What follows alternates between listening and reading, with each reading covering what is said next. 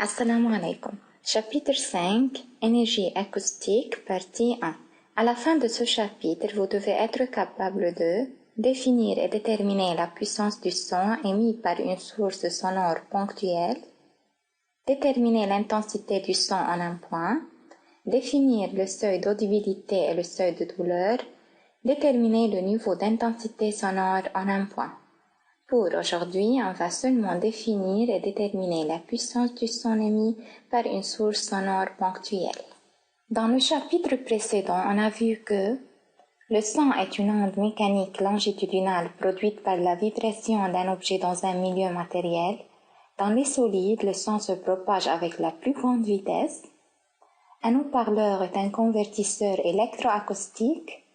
Un microphone est un convertisseur acousto-électrique. Les fréquences audibles par l'oreille humaine sont comprises entre 20 Hz et 20 kHz. Certaines applications des ultrasons sont le sonar, l'échographie et l'exploration des fossiles. Énergie sonore ou acoustique. Le son, comme toutes les ondes, transporte de l'énergie, dite énergie sonore ou énergie acoustique.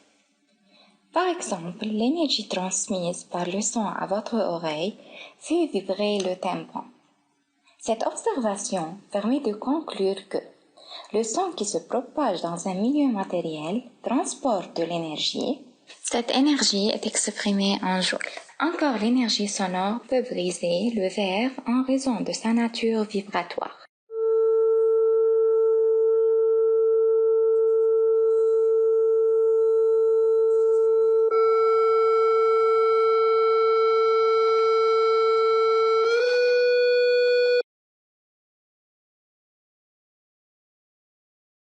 Puissance acoustique. On sait que tout émetteur sonore fournit de l'énergie au milieu de la propagation du son. Maintenant, on va définir la puissance acoustique de cet émetteur. La puissance acoustique de symbole P d'un émetteur est l'énergie qu'il fournit au milieu environnant par unité de temps, alors P est égal E sur T.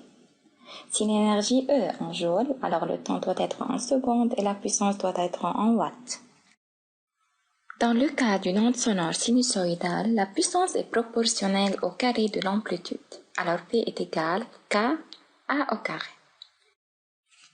Si l'amplitude varie de A à A', alors P sera P', de façon que P sur P' est égal à Ka au carré sur Ka' au carré, après simplification est égal à sur A' au carré. Alors le rapport de variation de la puissance sera le carré du rapport de variation de l'amplitude.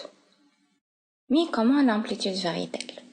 Une onde est dite amortie si son amplitude diminue, c'est-à-dire son énergie diminue au cours du temps.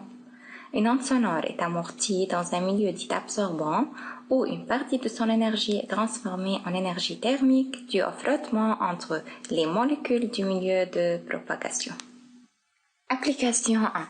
Une source sonore émet 2 fois 10 à la puissance 5 joules chaque minute.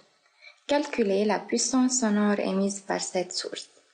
En utilisant la règle P est égal l'énergie sonore par unité de temps est égal à E sur T, alors est égal à 2 fois 10 à la puissance 5 joules sur 1 minute, alors 60 secondes est égal à 3,33 fois 10 à la puissance 3 watts. Application 2. On considère une onde sonore sinusoïdale de puissance acoustique P et d'amplitude A. Déterminer sa nouvelle puissance P' si on double l'amplitude de l'onde. On sait que P est égal à K multiplié par A au carré. La nouvelle puissance P' est égale à K multiplié par A' au carré est égal à. Maintenant, on remplace A' par 2A puisqu'on a doublé l'amplitude de l'onde est égal à 4 multiplié par Ka au carré.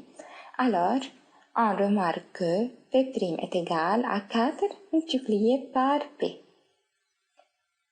Une autre méthode.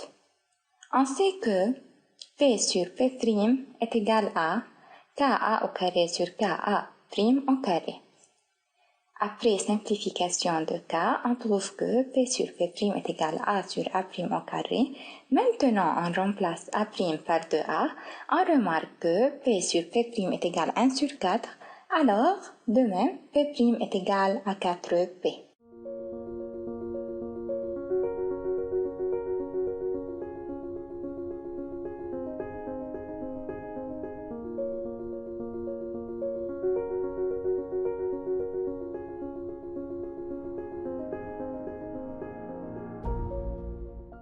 C'est la fin de la partie 1. Merci et au revoir.